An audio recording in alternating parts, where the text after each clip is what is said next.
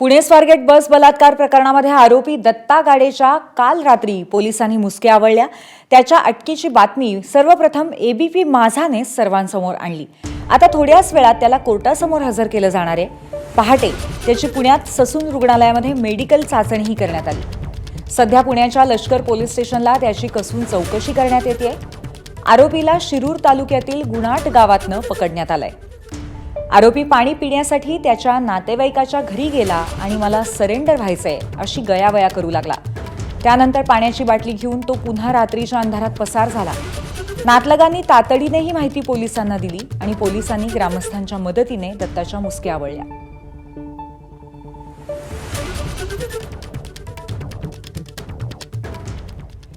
बलात्कारासारख्या घटनांचं गांभीर्य या राज्यातल्या मंत्र्यांना आहे की नाही असा प्रश्न निर्माण झालाय। याचं कारण काल 2 मंत्र्यांनी केलेली धक्कादायक वक्तव्य। गृहराज्यमंत्री योगेश कदमांनी पोलिसांचं समर्थन करताना घटना घडली तेव्हा कोणताही प्रतिकार झाला नाही असं म्हटलं। ही घटना घडत होती त्यावेळी बसच्या आजूबाजूला 10 ते 15 लोक होते। प्रतिकार झाला असता तर लोक धावून गेले असते असं वक्तव्य केलंय। तर अशा घटना घडतच असतात, देशात गुन्हेगार असल्यामुळे असे प्रकार घडतच असतात असं बेजबाबदार वक्तव्य वस्त्रोद्योग मंत्री संजय सावकार यांनी केलंय।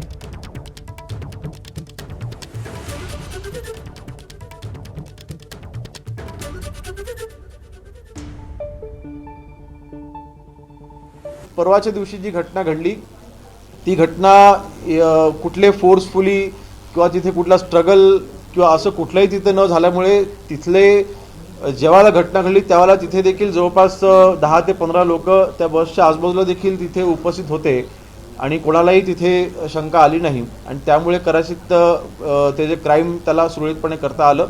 परंतु अन्य जी डिटेल आहे जेव्हा आरोपी आपल्या ताब्यात येईल त्यावेळेला आपल्या सगळ्या गोष्टी लक्षात येतील।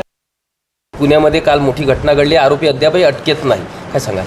असं म्हणता येत नाही आहे एखादी घटना घडली म्हणून महिला सुरक्षित नाही असं नाही आहे। असं तर देशामध्ये म्हणाल तर घटना या घडतच असतात, कारवाई त्याच्याजवळ सातत्याने चालू असते। महिला असो की पुरुष असो प्रत्येकजण सुरक्षित राहायला पाहिजे। फक्त महिला सुरक्षित राहायला पाहिजे आणि पुरुष नको असं नाही आहे, सगळे सुरक्षित राहिले पाहिजे या दृष्टीने कुठलंही शासन असो हे प्रयत्नच करत असते। जसं मी सांगितलं गुन्हेगार वृत्ती ही कुठे ना कुठे प्रत्येक ठिकाणी असतेच आणि गुन्हेगार असल्यामुळे या घटना घडतच असतात, त्याच्यावर कारवाई करण्याचं काम मात्र शासन हे कायम करतच असतं। दरम्यान यावरून अजित पवारांनीही बोलताना तारतम्य बाळगण्याच्या सूचना केल्या आहेत। त्या खरं तर काही थोडंसं तारतम्य हे सगळ्यांनी ठेवलं पाहिजे, आम्ही राजकीय लोकांनी पण ठेवलं पाहिजे आणि त्याच्यातून जो दोषी आहे त्या दोषीला पकडण्याच्या करता ह्या बातम्यांचा उपयोग त्याला आणखीन स्वतःला लपवण्याच्या करता होता कामा नये ही पण खबरदारी आहे। दरम्यान योगेश कदमांच्या वक्तव्याचा विरोधकांनी समाचार घेतला। यावरून संजय राऊत, विजय वडेट्टीवारांसह अनिल देशमुखांनी योगेश कदमांना लक्ष्य केलंय। इतकं हे असंवेदनशील सरकार या महाराष्ट्रात आलेलं आहे आणि संजय सावकारे नावाचे ते मंत्रीच आहेत मला वाटतं। अशा घटना होत असतात। आमचे RR पाटील यांनी 26/11च्या बॉम्ब स्फोटाच्या वेळेला असं एक वक्तव्य केलं होतं की बडे शर्मे अशी छोटी छोटी घटना होती आहे, तेव्हा त्यांना राजीनामा द्यावा लागला। या संजय सावकारेचा आणि या गृहराज्यमंत्र्यांचा राजीनामा घ्यायला पाहिजे, मुख्यमंत्र्यांनी राजीनामा घेतला पाहिजे। इतकं असंवेदनशील व्यक्ती जर तुमच्या कॅबिनेटमध्ये असतील तर देवेंद्र फडणवीस यांनी राजीनामा घेतला पाहिजे या लोकांचा आणि दाखवलं पाहिजे समाजाला की मी खरोखर या बाबतीमध्ये कडक आणि कठोर आहे।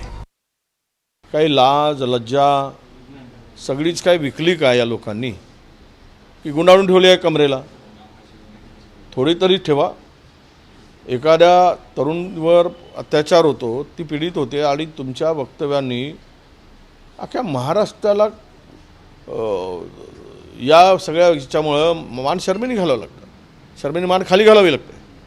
म्हणून मी जे बोललो, माझं जे वक्तव्य आहे ते योगेश कदमांच्या संदर्भात जे बोलले ते पोलीस खात्यांना सपोर्ट करायसाठी बोलले असतील तर याला गृहमंत्री आणि दोनही उपमुख्यमंत्र्यांची सहमती आहे का?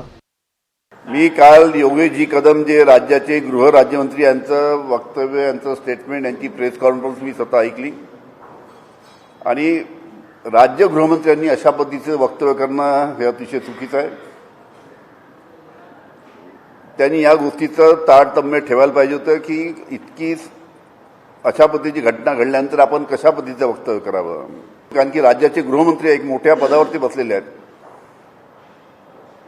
आणि राज्याचा गृहमंत्री, राज्य गृहमंत्री अशा पद्धतीचं वक्तव्य करतो ही अतिशय दुर्दैवाची गोष्ट आहे. एबीपी माझा, उघडा डोळे बघा नीट.